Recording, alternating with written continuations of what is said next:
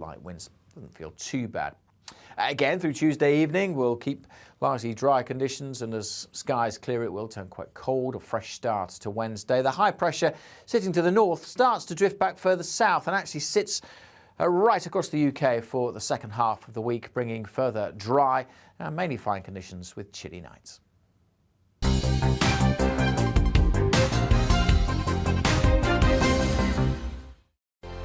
Hello, I'm Michelle Dewberry, and you can join me every weekday 6 till 7 on Jubes and Kerr. Me and my panel will get stuck right into the day's events, and I can tell you, in fact, I can warn you, expect some robust debates, some strong opinions and perspectives from both sides of the fence. It's about you at home as well. I love to read out all of your comments, or at least as many as I can. So join me, Michelle Dewberry, Monday to Friday, 6 till 7 on Jubes and Kerr. On radio, they call it the drive time slot, 4 p.m. until 6 p.m. as listeners head home. It's that part of the schedule when the dust of the day's events begin to clarify, and we try to make sense of it for you. Brazier is drive time for radio and TV. It's fast, it's punchy, it's opinionated, there's a Brazier angle and a little bit of levity. That's the question. That's two questions, actually. That's Brazier, Monday to Thursday, 4 till 6 on GB News. Hello, I'm Patrick Christie's. And I'm Mercy Moroki. Make sure that you join us Monday to Thursday, 10 a.m. until midday, right here on GB News for To The Point. We're not afraid to talk about the topics that matter to you or the big topics that always matter. We cover absolutely everything, from the breaking political stories of the day to law and order, what's going on in the channel. We're not afraid to hold people to account. We always make sure we include your views on our show. Indeed, if you're thinking it, you can guarantee that we're saying it. So make sure you join the conversation with us, 10 a.m. until midday, Monday to Thursday for To The Point on GB News. I'm Dan Wootton. Join me Monday to Thursday from 9 to 11 for the feistiest and most fun news debate on TV, where free speech reigns. I'll bring you a sharp take on the day's biggest stories, bombshell newsmaker interviews, and A-list guests. And I guarantee you, no spin, no bias, no censorship, and no reason to go to bed. That's Dan Wootton tonight, Monday to Thursdays from 9 on GB News.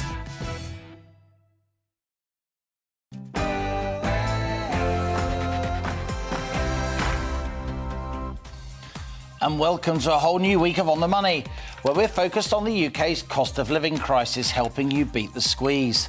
I'm Liam Halligan, and for the next hour, we'll be talking about Britain's small and medium-sized firms. They're 99% of all UK firms. They employ two-thirds of us and drive over half our economy. Many folded during lockdown, but now a major news survey shows that Britain's small firms are rediscovering their mojo and becoming more confident. Hooray!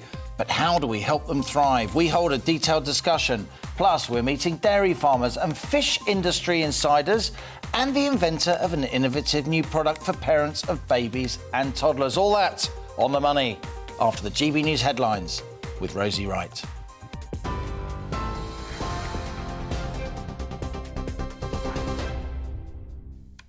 Good afternoon, it's just 1 minute past 1. I'm Rosie Wright, keeping you up to date on GB News. Police have arrested a man on suspicion of murder after 4 people were stabbed to death in south-east London. The bodies of 3 women and a man were found in Bermondsey in the early hours of this morning. Neighbours say they were woken by the police response.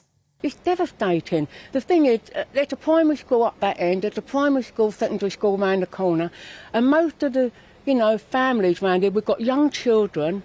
Now, even parents, you can't even look over your own shoulder and go out. People are scared. I'm scared. The local MP, Harriet Harman, who was on the scene, described it as a terrible tragedy.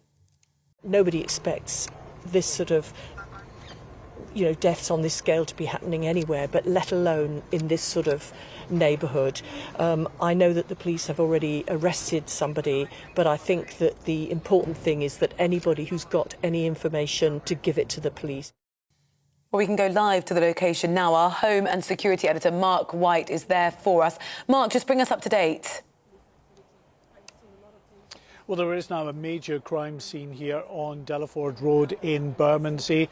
Throughout the morning, we've seen a number of forensic teams all suited up going in behind the metal shutters behind us and leaving there as they examine the evidence. Of course, it is a multiple death scene with 3 women and 1 man who were killed in the early hours of this morning. The police were called at 20 to 2 in the morning, had to force their way into one of the properties behind me, found those 4 victims all suffering from stab injuries, tried their very best to save them, but all 4 were pronounced dead at the scene. We're told that the man who is in custody on suspicion of murder was known to the 4 individuals who died.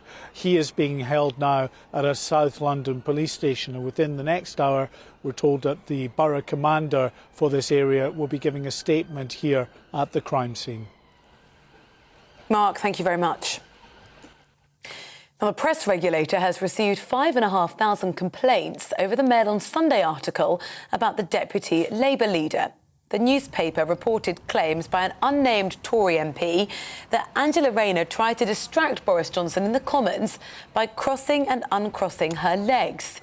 Ipsos is looking into possible breaches of the editorial code in the article. The Prime Minister says it's unacceptable.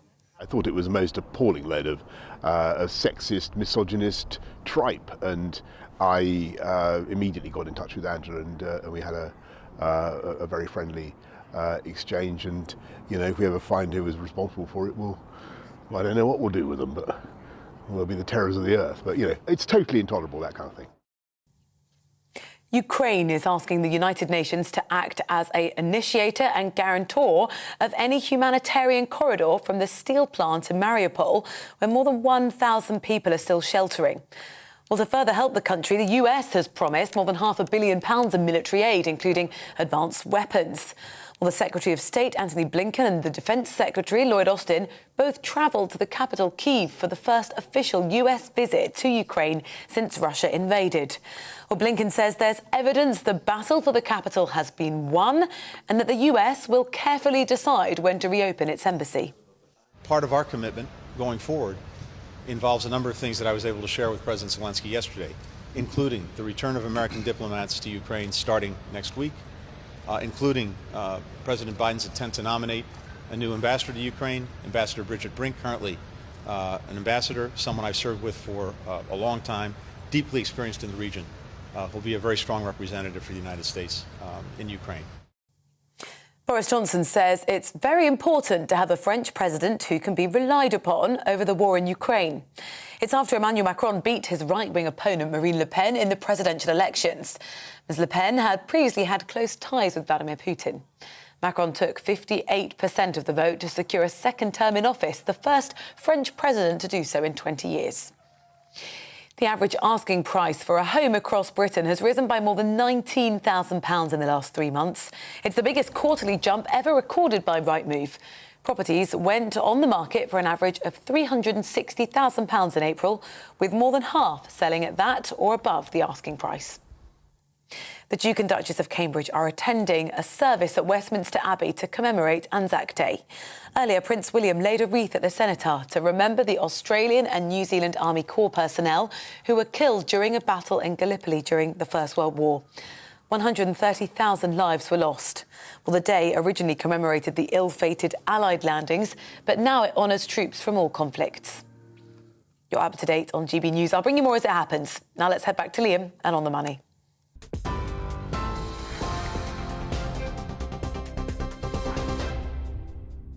And this is On the Money with me, Liam Halligan. Britain's small firms are the lifeblood of our economy, the beating heart of national prosperity. So many suffered and even folded during lockdown. But now they're regaining their confidence. That's according to an authoritative new survey.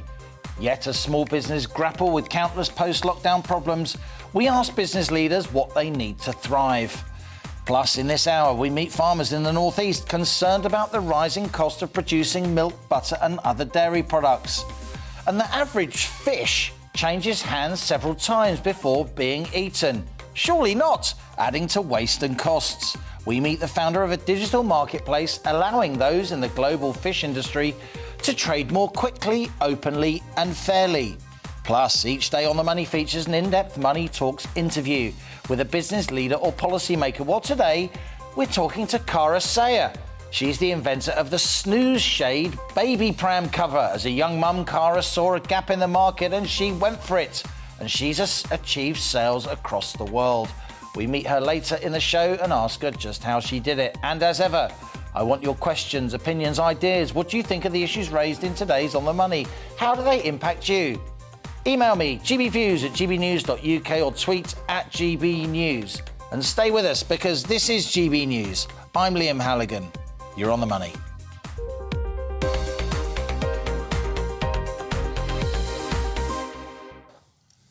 Now, small and medium-sized enterprises, known as SMEs, are indeed the lifeblood of the British economy.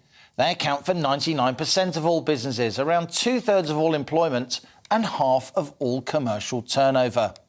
Around 17 million of us work for SMEs, and in 2019, total SME revenues, they totted up to 2.3 trillion. Yes, that's 2.3 thousand billion pounds. Proper money. Since the year 2000 to 2019, the number of UK SMEs rose by 61%. But during lockdown, countless small firms went to the wall, with recorded numbers falling by 7%. Lots of pubs, restaurants and other small firms did indeed struggle badly during the pandemic. Many high street retailers folded, of course, as online shopping, dominated by large firms, ballooned from under a fifth to almost a third of all retail spending here in the UK. Having said that, small businesses are built on optimism and hope. And there's at least some of that in a new survey today from the Federation of Small Businesses. The FSB's Small Business Confidence Index stood at plus 15.3 between January and March, meaning a majority of small firms expect an improvement in their business over the next 3 months. That's significantly up on the last quarter of 2021, when the confidence index stood at -8, with most firms then expecting decline. So that's a turnaround. Today's confidence index for firms in the accommodation and food sector, benefiting from relaxed travel rules, that was plus 16.5. And it was even more bullish between January and March at plus 32.1 across information and communication firms, many of which, of course, are helping with the move to working from home and other forms of hybrid employment. By contrast, manufacturers and wholesale and retail firms, they reported negative ratings over the last 3 months, minus 9.1 and minus 8.2 respectively, as surging operating costs, supply chain disruption, labour shortages and consumer belt tightening weighed on their expansion plans. Now, small firms certainly are grappling with a range of issues: rising fuel and utility costs, difficulty sourcing imports and components, plus higher national insurance contributions and other forms of tax. Over 5,000 corporate insolvencies were registered across England and Wales during the first 3 months of 2022, double the number recorded over the same period last year, and 15% up on the first quarter of 2019, before the pandemic hit. And that's our On The Money debate today, focused on the companies so vital to our economy. Just how do we get the UK's small firms back on track?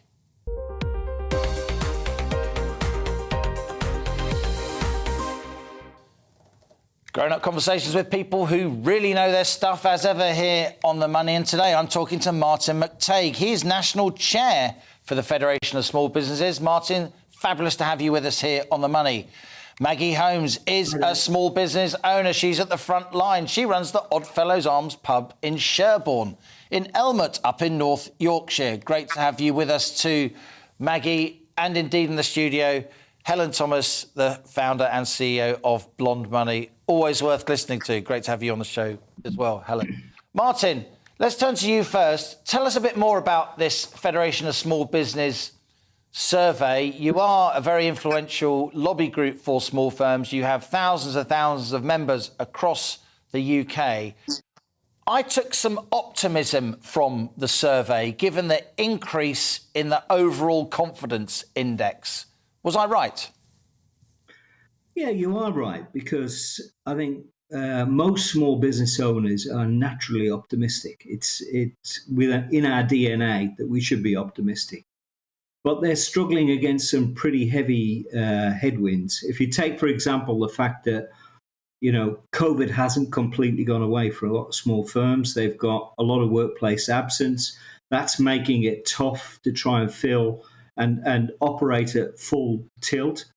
9 out of 10 of them are seeing operating costs increase. That's the highest we've ever seen in our survey. Skill shortages are still a big problem, and it's hard for them to compete with the bigger companies because the big companies will always outbid them on salaries and benefits. And of course, with the national insurance increase, that makes life even more difficult. And of course, the other factor is business rates are back, which makes it difficult for a lot of retailers. Indeed, business rates, those taxes that small businesses really don't like, you pay them on the value of the property that you operate in. You pay them whether you make profit or not, whether you take any revenue in or not. Don't you, Maggie? You'll know all about that, Maggie Holmes at the Oddfellows Arms pub up there in North Yorkshire.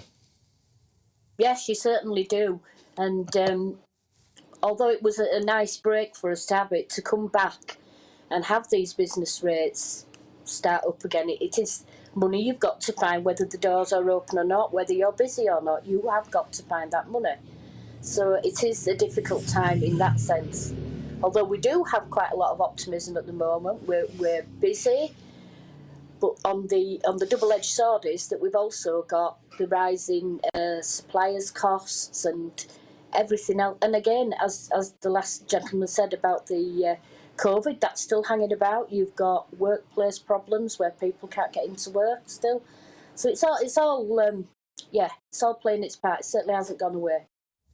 It's worth stressing, isn't it, Maggie, that not only have business rates now returned for small firms, there was a reprieve during COVID.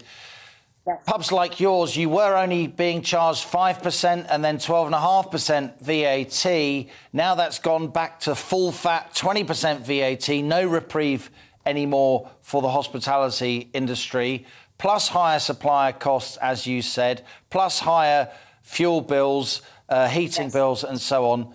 It's all about cash flow, isn't it? How is your cash flow, if I may ask you such an impertinent question? Because we all know that cash is king. And if a small business can't keep their liquidity, then they fold. Yes.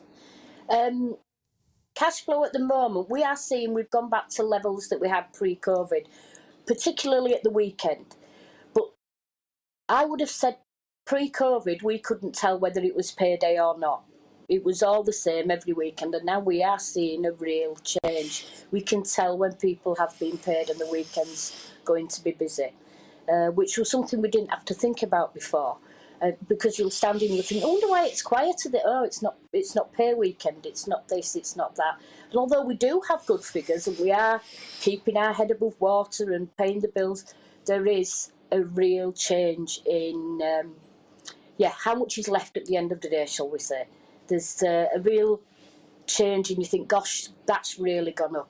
It's little things, just like the oil that we have for cooking, that's doubled in price. When I came in here, it was £16. It's now £32 for the same amount of oil.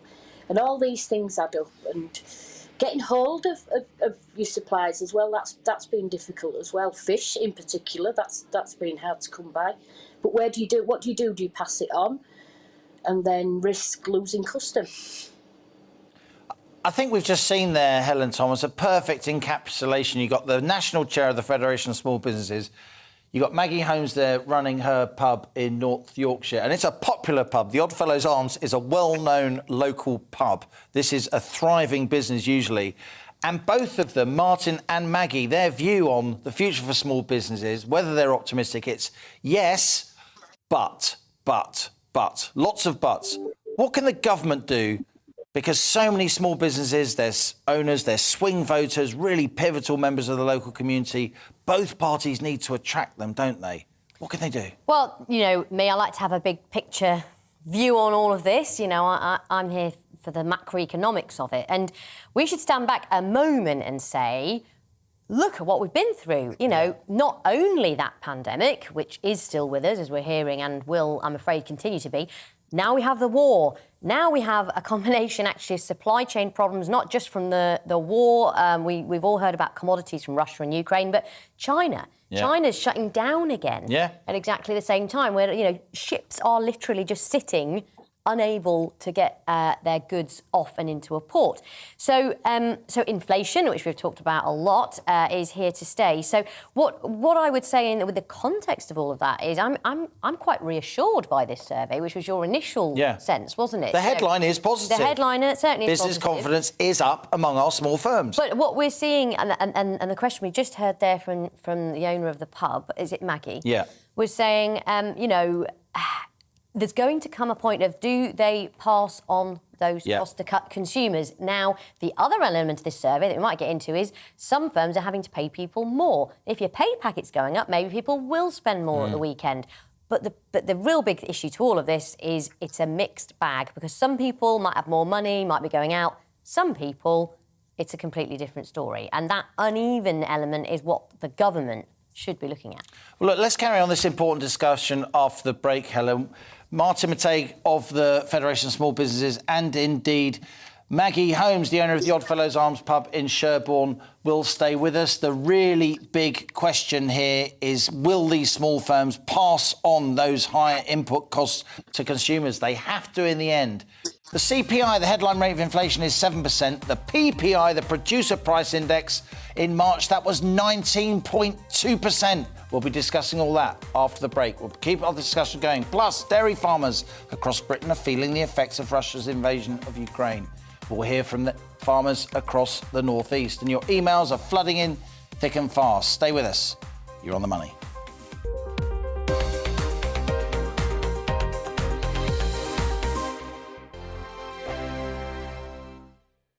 Hello, I'm Michelle Dewberry, and you can join me every weekday 6 till 7 on Jubes and Kerr. Me and my panel will get stuck right into the day's events, and I can tell you, in fact, I can warn you, expect some robust debates, some strong opinions and perspectives from both sides of the fence. It's about you at home as well. I love to read out all of your comments, or at least as many as I can. So join me, Michelle Dewberry, Monday to Friday, 6 till 7 on Jubes and Kerr. On radio, they call it the drive time slot, 4 p.m. until 6 p.m. as listeners head home. It's that part of the schedule when the dust of the day's events begin to clarify, and we try to make sense of it for you. Brazier is drive time for radio and TV. It's fast, it's punchy, it's opinionated, there's a Brazier angle and a little bit of levity. That's the question. That's two questions, actually. That's Brazier, Monday to Thursday, 4 till 6 on GB News. Hello, I'm Patrick Christie's. And I'm Mercy Moroki. Make sure that you join us Monday to Thursday, 10 a.m. until midday, right here on GB News for To The Point. We're not afraid to talk about the topics that matter to you, or the big topics that always matter. We cover absolutely everything, from the breaking political stories of the day to law and order, what's going on in the channel. We're not afraid to hold people to account. We always make sure we include your views on our show. Indeed, if you're thinking it, you can guarantee that we're saying it. So make sure you join the conversation with us, 10 a.m. until midday, Monday to Thursday, for To The Point on GB News. I'm Dan Wootton. Join me Monday to Thursday from 9 to 11 for the feistiest and most fun news debate on TV, where free speech reigns. I'll bring you a sharp take on the day's biggest stories, bombshell newsmaker interviews, and A-list guests. And I guarantee you, no spin, no bias, no censorship, and no reason to go to bed. That's Dan Wootton tonight, Monday to Thursdays from 9 on GB News.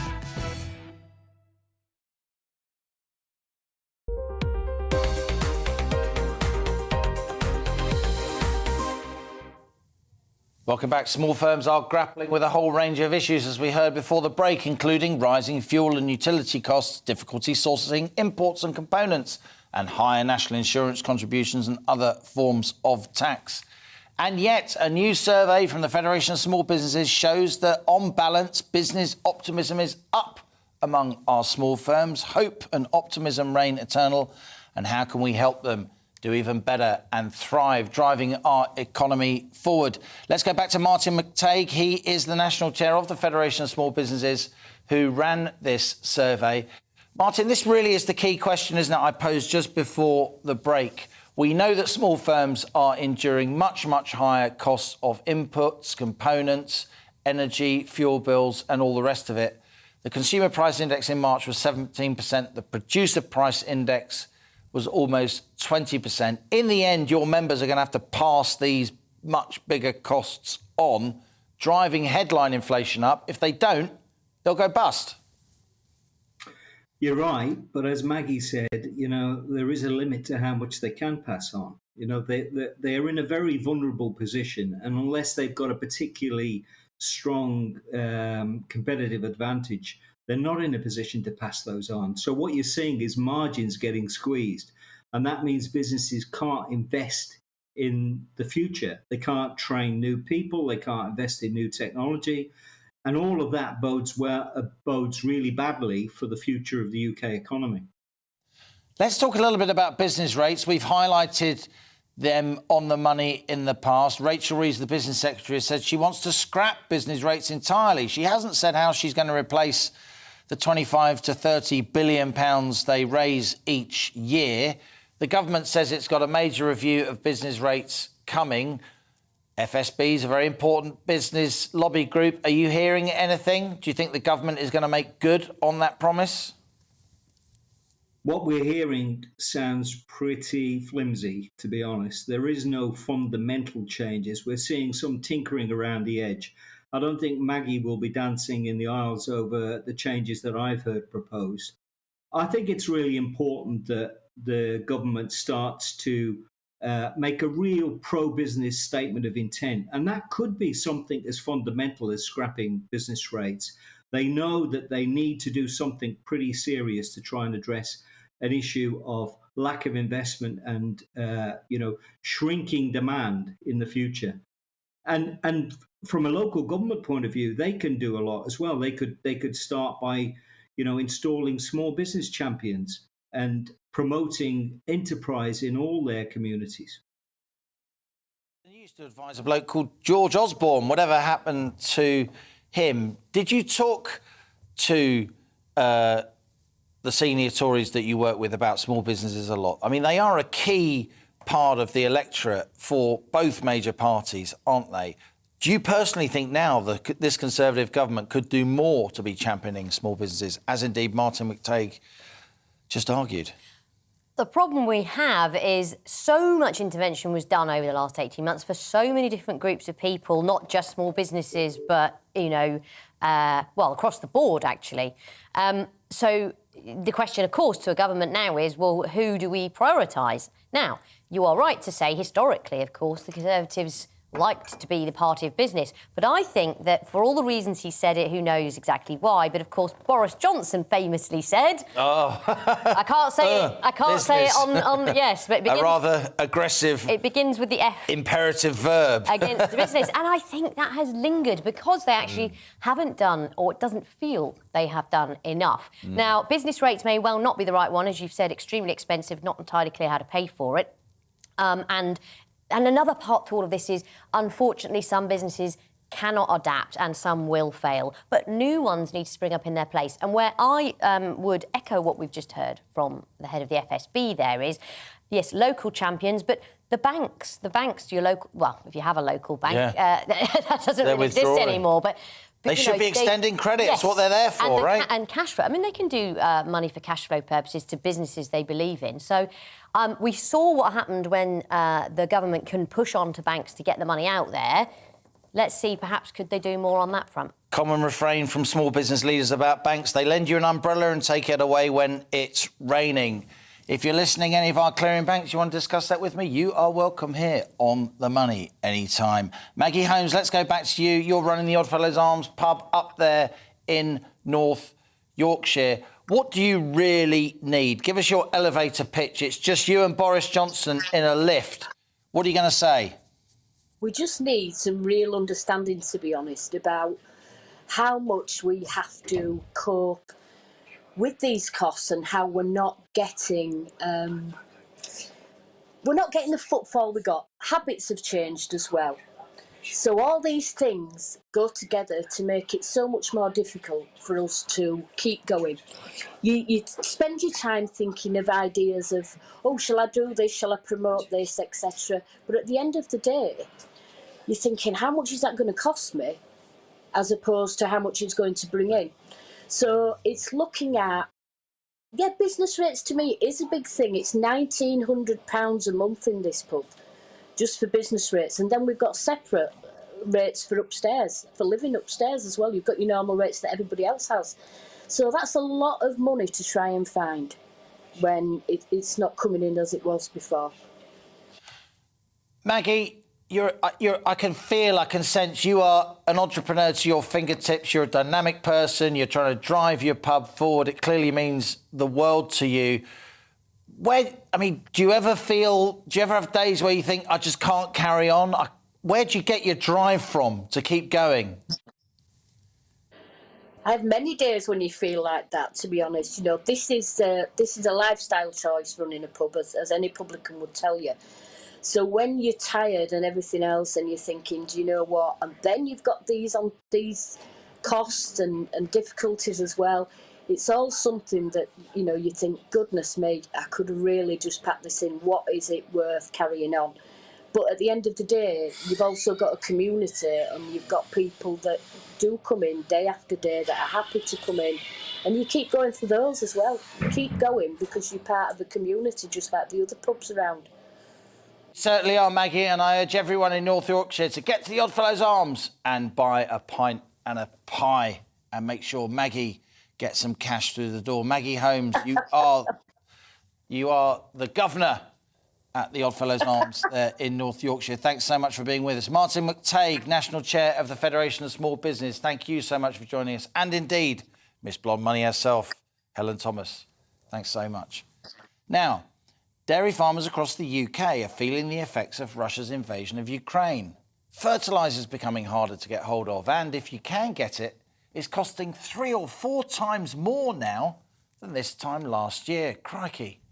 On the Money has, over recent weeks, spoken to numerous farmers across Britain and industry insiders.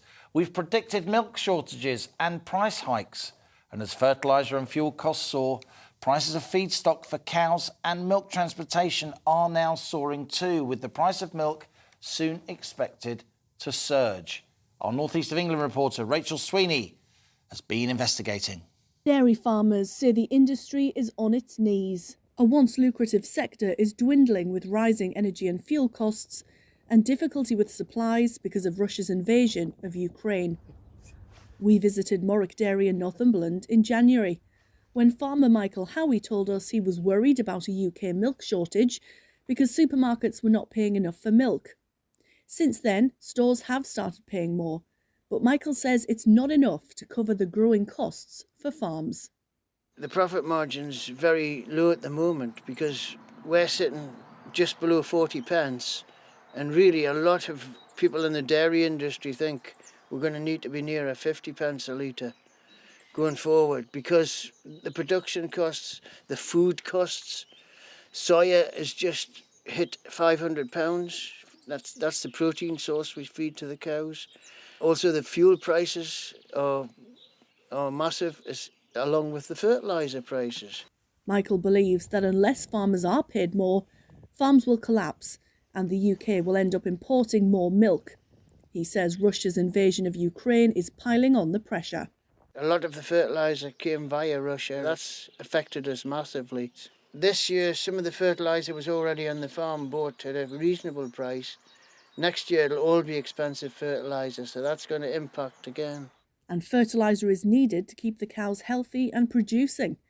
Agricultural journalist Bruce Jobson says farmers will be forced to cut down on cow numbers, so milk prices will have to increase. We were 12 months ago 4% milk production down. Now I predicted we'd lose 500 or 600 herds this year. We lost 310 last year. So this is going to have a consequential effect. Now it is a prediction, but I would say there's likely to be a decrease in milk production in the vicinity of about another 5 or 6%. So that'll be 10% down.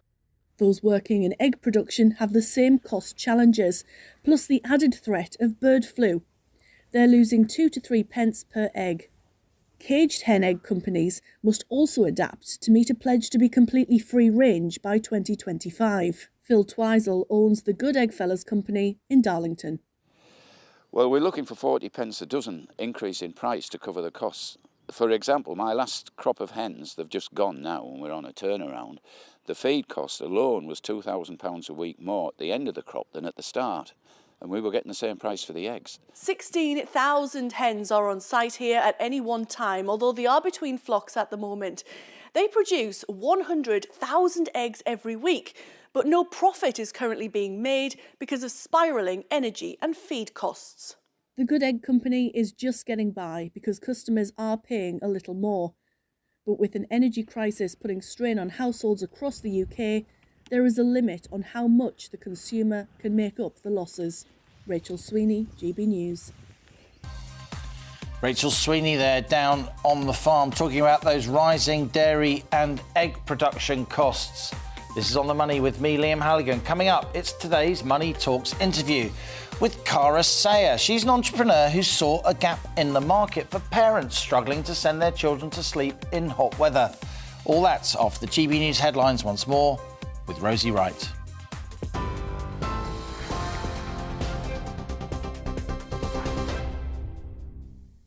Good afternoon, it's 1:33. I'm Rosie Wright, keeping you up to date on GB News. Police have arrested a man on suspicion of murder after 4 people were stabbed to death in south-east London.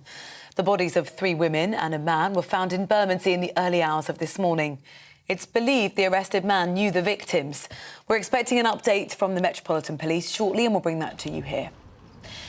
The press regulator has received 5,500 complaints over an article about the Deputy Labour leader. The Mail on Sunday reported claims by an unnamed Conservative MP that Angela Rayner tried to distract Boris Johnson in the Commons by crossing and uncrossing her legs. Ipsos is looking into possible breaches of the editorial code in the article. Boris Johnson says it's very important to have a French president who can be relied upon over the war in Ukraine. It's after Emmanuel Macron beat his right-wing opponent Marine Le Pen in presidential elections. Prince William has laid a wreath at the Cenotaph to remember the Australian and New Zealand Army Corps personnel who were killed during a battle in Gallipoli during the First World War. 130,000 lives were lost. Anzac Day originally commemorated the ill-fated Allied landings, but now honours troops from all conflicts. You're up to date on GB News, but on your TV, online and DAB+ radio. Shortly, we'll be back with Liam.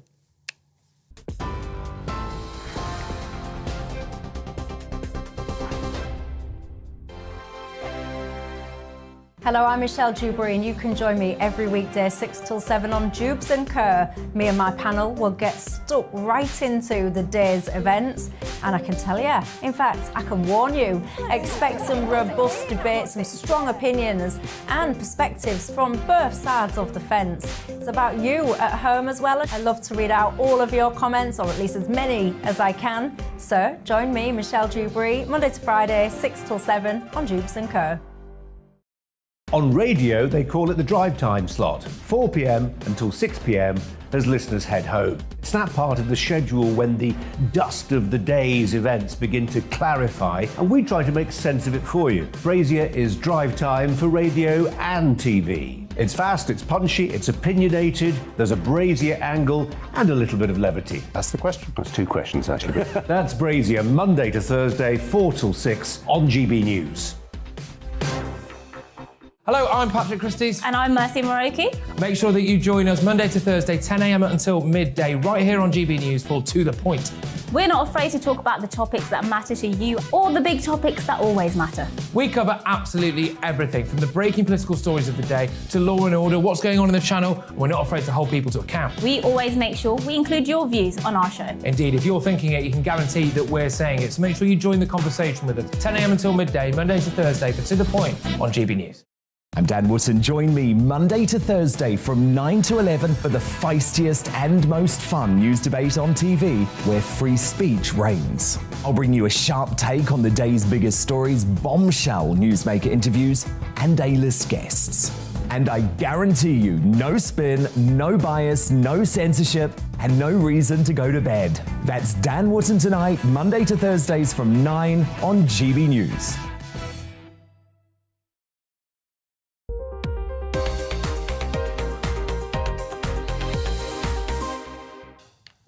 And welcome back. It's 1:37. You're on the money with me, Liam Halligan, at GB News TV, DAB+, digital radio and online. Now, almost a quarter of people in Britain think it's now harder to pay household bills than a year ago, even before increases in regulated energy prices took effect at the start of this month. That's according to an official survey out today from the Office for National Statistics, no less. 23% of adults say it was either difficult or very difficult to pay their usual bills in March, up from 17% in November. And again, that's before energy bills increased by 54% on average at the beginning of April. Well, our South East of England reporter Ellie Costello is at a food bank in Broxbourne in Hertfordshire for us now. Ellie, we've heard from the statistical people in Whitehall. What's the reality on the ground? Good afternoon, Liam. Well, it's really worrying news. These statistics out today saying that in March, 54% of people were already struggling to pay their energy bills. Like you say, they've now gone up by an average of 54%, about £700 a year that families have to find just for their energy bills alone. It does mean more and more people are going to be relying on places such as this in Broxbourne Food Bank. Well, we can speak now to Elaine, who's the coordinator of the food bank. Elaine, you've heard the stats that are out this morning. How many more people have been relying on your food bank in recent weeks and months? Well, pre-pandemic, we were doing 65 to 70 parcels a week. This has now reached 115 to 120 parcels a week, which is a dramatic increase. And it's not just single people. The majority are going to families who are struggling with not only their food bills, their rent bills, and also now, that, as you say, their energy bills. And it's all causing them a great deal of stress. And is it too early to already see that increase from people who are struggling with their energy bills, or you're already seeing that, people that haven't been to a food bank before? Yes, we are seeing that because people are being referred to us and they're asking for a food pass, but also asking if we have any funding for emergency top-up for gas and electricity, which we have done in the past, but we are unable to do at the moment. So people are cutting down on their food bills, coming to us so that they can pay something towards their energy bills. So people are coming to you for help with their energy bills, you know, help with topping up and with their food as well. And people are having to make that choice of do you eat or do you heat your home? Yes, they are doing that. And we are having people who are asking us for food that they don't need to cook so they can cut down on what they actually spend on their energy bills. I think the only saving thing, of hopefully at this time of year, is that people won't need their heating because hopefully summer will be around the corner soon and they won't need their heating bills. Fingers crossed, one less thing to worry about. And just very briefly, what support are you looking for? If Rishi Sunak was here right now, the Chancellor, what kind of support would you want from him? Well, we basically need food. We need basic everyday food because that's what we're struggling with. We have a great shortage of food. Our shelves were used to be packed with food. Our warehouse was full of food. We are now almost empty. Apart from pasta is the only thing we have, but everything else, we need food. So what we really need is people, when they go shopping, if it's 3 for 2 and they only need 2, get the third one and pop it in the collection boxes for food banks. Elaine, thank you very much for speaking to us and giving us a sense of what the reality is for now many working families in the local area. Well, Liam, you heard there, this is actually depleted stock in this warehouse. I thought it was quite full, but apparently this is really, really low stock. So if you are looking in your cupboards this afternoon, anyone that's watching at home, and you know that you've got some cans or some packets of rice or pasta that are going spare, do think about donating to your local food bank, because with inflation going up perhaps to 9% before the end of the year, this could be really tough for people. It could get a lot worse before it gets any better. 9% and the rest, Ellie. Ellie Costello, our South East of England reporter there at a food bank in Broxbourne in Hertfordshire. Pretty prosperous part of the world, I must say. Very worrying report. Now, we have just heard from an overloaded food, from an undersupplied food bank. But why, when food demands are so high, are we wasting so much fish? More than 140 million euros of fish is traded each year across Europe, and this generates a significant amount of waste. Britain is a net importer of fish and seafood, with many of us preferring types of fish that tend to be caught these days outside British waters, including cod and prawns. And that means that the UK exports much of what it catches, yet we import much of what we eat when it comes to seafood, with most of the supplies coming from Europe and China. According to the Planet Tracker Seafood, is the most traded food commodity in the world. But what's being done about all that waste? Well, joining me on the show now is Joel Watts. He's the co-founder of Roosers, a new sea trading platform. Now, Joel, it's a really interesting business model. Seafood is traded a huge amount. As you've written, the average fish, by the time it gets to your plate, has been through 4, 5, maybe 6 hands. That increases costs to consumers. It also increases waste. When did you have your sort of breakthrough moment? What made you want to set up this global trading platform that you had to make the trade of seafood more efficient? Yeah, so the journey for me started when I was in my early 20s. I remortgaged my mother's house along with my cousin, and we started a fish factory. And we bought fish from around Scotland and we sold it around Europe. And this was amazing. It allowed me to get into an industry and learn it from the ground up. And as I was in that industry and we scaled that business up to 50 people, over 10 million turnover, I seen that technology could really make a difference to the companies within this industry. So I developed some software that helped run my factory. Some other factories asked me if they could use it. And at that moment, I seen there was something more that could be given to the other players in the industry. This wasn't about my business anymore. This was about developing some software to allow all seafood to be traded and hopefully reduce some of this waste that you've earlier described. That's a really, really interesting idea. When did you actually start the business and how does it make money? Yeah, so the business was started in 2019 by myself and my co-founders. And how we make money is we provide a tool to primary processors. And these are people who take a whole fish and turn it into something that me and you can consume. And so we give them a tool and it allows them to communicate to their existing customers for free. And if we are able to sell any of the surplus stock to new buyers that we introduce them to, we charge 3% commission for that. Joel, I'm a huge fan of seafood. I know you are too. It's a very, very popular source of protein. Are we overfishing? Are we in danger of depleting our seas around the UK? Or do you think we're now learning in order to safeguard fish supplies for us and future generations? Yeah, I think the European management of fish stocks is one of the best in the world. We are really very well organised. All the fish that's caught in every country in Europe is tracked by the local governments. And the biggest challenge that Rooser is trying to tackle is once that fish is caught, taken to a market, it then goes into a very fragmented chain. And this is where the waste comes from. And it's really this chain that we're trying to simplify to reduce the waste. Well, Joel Watts is a really fascinating business. Best of luck with it. Joel Watts, co-founder of Rooser, a global digital fish trading platform. Wow. It's time now for my daily interview series, Money Talks. And today I'm talking to Cara Sayer. She's the founder of Snooze Shade. Cara started her business as a full-time mum after she struggled to get her kids to sleep while out in nature.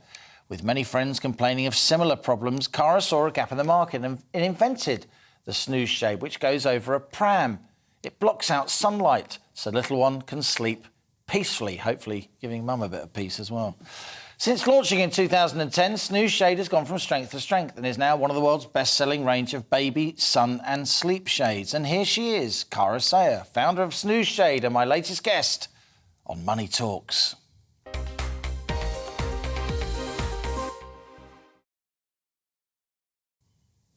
Cara, great to have you here in the studio.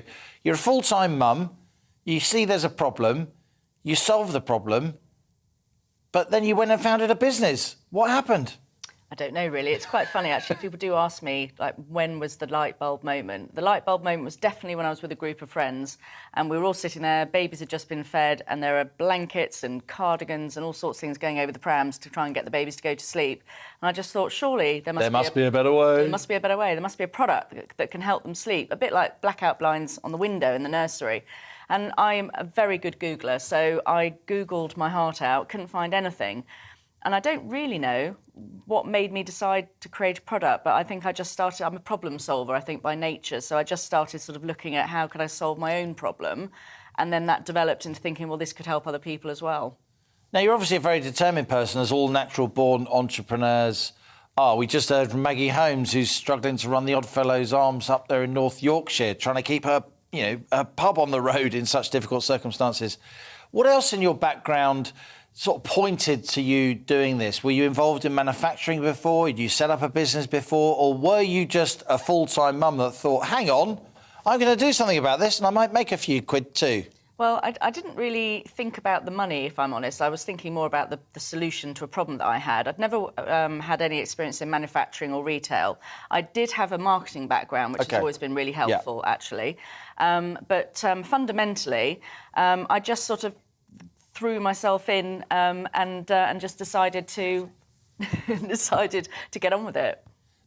But there's so much going on when you've got little ones. I mean, how did you find the time, the headspace to set up this business, or did you wait until your babies were slightly more grown up? You did it at the same time? I've got one daughter. Oh, sorry, I forgot you're a woman. You can multitask, and I can't because I'm a man. Sorry. No, to be fair, I don't actually really know how I did it, because I had a small baby who was about 18 months, 2 years old, and I went without a lot of sleep. That was primarily a lot of how I dealt with the problems. And then I used to get my mum to come over and look after Holly while I got some rest, basically. So it's basically a product that fits over a pram. And how difficult was it to get it off the ground, to get a prototype, to do a deal with a factory? I mean, where are these things made? You're doing all this, presumably covered in food and worse, and milk and all the rest of it. Yes. So I basically started making a prototype myself, which I now know was completely useless. And I used completely the wrong fabric or what have you, but it gave me the idea. And then I went to, I rang somebody that I knew and I said, who makes this, that and the other? Made an introduction, and actually they had, this is the person I still manufacture with 12 years on, and she had 4 children, so she totally got the idea. And then it was really very much... You just need to find that right person, don't you? It might take ages. You need to find that needle in the haystack, then you're away. Absolutely. So that was very important. And then I used to go and be the mad shade lady. We used to, obviously, when Mothercare was still around, I used to go out and I'd be like trying it on all their different prams, and, spent a lot of time. Holly was probably trashing their display, but I was there sort of trying to make sure it fitted on everything that I could find. So it's pretty much one size, but it fits all. Is that the idea? Well, I do have multiple products now, but the original product, which is funnily enough called the original, yes, that does fit all prams, single prams and pushchairs. So it's a universal fit. And the way I've designed it is just so that it makes it really easy. You can fit it in multiple different ways. And of course, it lets baby, there's plenty of air, baby can breathe, and all the rest of it. All made but the choice of fabric must have been absolutely key, because you don't want it to be too hot, do you? Well, not hot at all, actually. Yeah. So no, all my fabric is a special bespoke made mesh, and it's all been scientifically tested for air permeability, which is the quality that lets air flow through the fabric, CO2 rebreathing, suffocation. I mean, I'm safety obsessed. Of course. Well, you have to be in your business. Not everyone is. So, but I really am safety obsessed. So I've had it tested for things it doesn't even need to be tested for. And brand, of course, is everything. You want Snooze Shade to be like a Hoover or a Macintosh, a brand that became the object, the generic name for the objects. Like, we Google things, even though other search engines are available. How difficult has it been hold on to the idea, though? If you had rivals copying you, if you had any infringements of your intellectual property or patents? A lot. Crikey. I've had major supermarkets copy me. I've had major buggy brands copy me. I've had small businesses copy me, which I actually found more disappointing, I think, than I did from the big guys. You kind of sort of expect it less from a fellow small business. But in each case, I've sort of taken it on and dealt with it, and usually they've sort of actually, most of the time, the quality of their products hasn't been as good as mine, and it doesn't actually do what it says. So usually they just sort of seem to disappear. So, but how do you, obviously not from a kitchen table now, you've built a very serious business. I work from my kitchen table now. So how do you take on a big supermarket from your kitchen table? Does that determination come in again, the determination that set up business up in the first place? I actually, it was an accident, actually, when I first took on the first one, because a friend of mine copied something I'd posted on my private Facebook page and posted it on Twitter. And so I thought, well, they've opened the gate, off I went. So I was just very sort of, this is my product, high quality, designed by a mum, multi-award winning, and this is a major brand who's charging half the price and not put in any of the effort, and then that got picked up, and so I think what I would always say to a small business is that if you've had your intellectual property infringed by a bigger company, don't be ashamed of saying that that's what's happened. Don't be frightened. And try and shame them into retreat. Well, just yes. Did you have to, in the immortal phrase, did you have to go legal? Yes. Did you have to lawyer up? Yes. Yes, I did. And how was that? I can't talk about it. Oh, the old NDA comes in, the non-disclosure agreement. All I can say is that I think, at the end of any negotiation, they say both parties should be pleased and also annoyed at the outcome. So I think that was definitely the case. But you literally got into negotiation with big... We were about to go to court, yes. So, and I've done that on a few occasions. And look, with all respect, the idea, it's a cover that you put over a pram. What was your patent? How did you beat them? I don't have a patent. You don't necessarily need a patent. I had what's called design rights. OK. And that is something that's also legally enforceable. I've also taken people... I say if you're taking people down. I haven't really taken anyone down. Robo-mum. Yeah, exactly, I know. No, I haven't taken anyone down, but I have also managed to... I wouldn't take you on, Cara. That's all I'm saying. I'm quaking in my boots. With copyright. There's other things that people do, like copying every single word that you say, and so there are various other legal channels out there that can help small businesses. In a nutshell, to end, what would you say to a full-time mum watching this, wondering, I could start a business? Don't do it. Cara Sayer, you are the founder and CEO of Snooze Shade. You're my latest guest on Money Talks. Fabulous to have you in the studio. We do now have to... we've got some breaking news. I'm not sure quite where we're going, but it's something to do with the GBNews security editor, Mark White. Of 4 people who had been stabbed. Despite the best efforts of officers and paramedics, all 4 people were sadly pronounced dead at the scene. I can confirm that the deceased were 3 women, believed to be aged in their mid-60s, 40s and 30s, and 1 man believed to be aged in their mid-60s. I want to offer my heartfelt condolences to the family and friends of all those concerned. This is a deeply shocking incident, and we will do everything we can to provide support to everyone affected at this difficult time. A man in his late 20s was arrested at the address on suspicion of murder, and he is currently in custody. And at this early stage, we're not looking for any other person. We believe that all those involved may have been known to each other. This is a terrible incident, and I fully understand the concern communities will have. We are working closely with our partners and local community groups to keep everyone informed. Your local officers will be in the area to offer reassurance, and so please speak to them. They're there for you to listen and to act on your concerns. Homicide detectives have launched an investigation into these terrible events, so please assist them by avoiding unhelpful speculation and allow them time to uncover the evidence. Such terrible events are rare, but this will not diminish the shock that we felt across London and beyond. And I can assure you this investigation will be thorough to ensure justice for the victims and their families and the community. Anyone who has information in relation to this should contact the police. Thank you.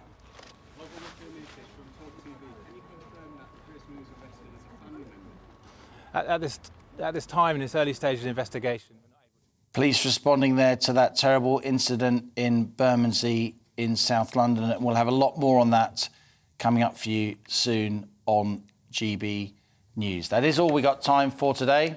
Thanks for joining me. We'll be back tomorrow at 1 p.m. Continuing to focus on the cost of living crisis and helping you to beat the squeeze. This is GB News. I'm Liam Halligan, and that was On the Money. Hello, Alex Deakin here with your latest weather update from the Met Office. A fine Monday by and large. There are a few showers around, but most places will stay dry. Not particularly warm, a cool feel. That's because high pressure is in control, but it's sitting way up to the north, and that's allowing the winds to come around the high pressure and down from the north, bringing fresh air. But the winds are not particularly strong. and they're just drifting in. A few shower clouds across parts of northern England, southern Scotland. The ones in southern Scotland are fading, but I think